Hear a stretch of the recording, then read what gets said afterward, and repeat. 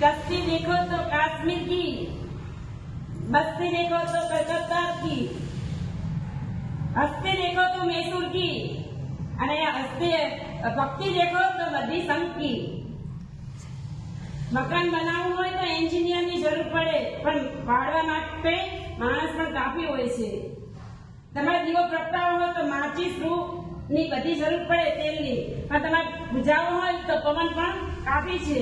અને તમારે જ્ઞાની બનવું અજ્ઞાન રહેવું હોય તો ગુરુની જરૂર ના પડે, પણ તમારે બધા જ્ઞાની બનવું હોય તો તમારે ગુરુની જરૂર પડે। તો બોલો, તમારે બધા જ્ઞાની બનવું છે કે અજ્ઞાની? બોલો ગિરીશભાઈ।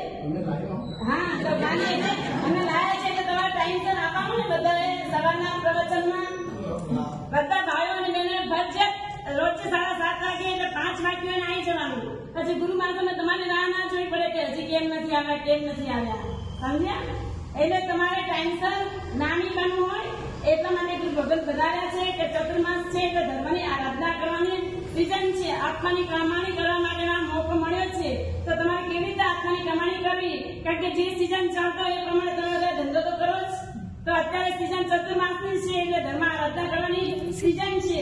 તો તમારે પણ ચતુર્માસમાં 4 મહિના ટાઈમસર બધી જ આરાધના સાધના બધું જ કરવા માટે ટાઈમસર બધાવવાનું।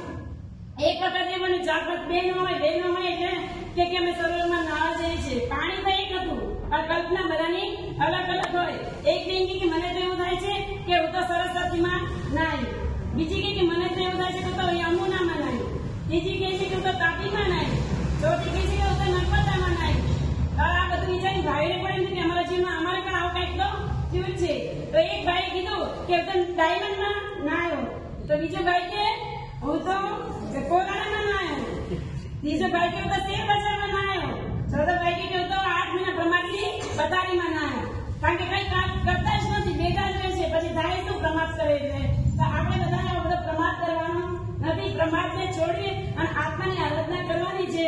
એટલા માટે તો તમે બધાએ સજાગ બની જજો કે તમે શું આરાધના કરવી છે 4 મહિના। એ તમે બધા વિચાર કરી લેજો, 2-3 દિવસ તો તમારે અચરણા કરી લેજો, પછી તમારે તપ કરવાનું હોય, તમારે જે આરાધના સાધના કરવાની હોય એમાં તમે બધા બરાબર તૈયાર થઈ જજો।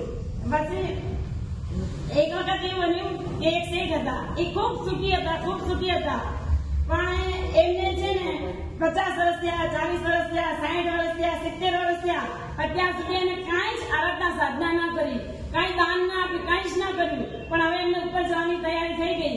પછી એમને એક જીવનમાં એક જ થોડું સુખરૂપ કર્યું હતું કે એક રોટલાનું દાન કર્યું હતું। એ રોટલાના 4 ટુકડા કરીને એક ગાયને આપ્યો, એક કૂતરાને આપ્યો,